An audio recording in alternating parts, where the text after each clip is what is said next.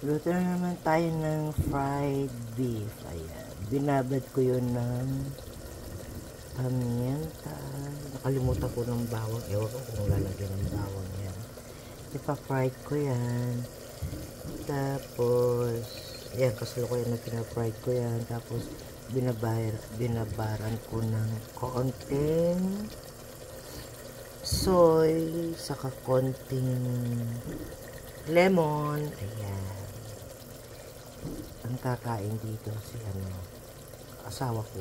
Yan lang naman ang gusto niya. Mahilig sa ganyan. Ilagyan ko lang ng konting mantika para hindi magtatalsik-talsik. Ayan. Ito na, luto na yan. Yung iba, oh. Yan yung tsura niya. Iba, luto na. Ayan.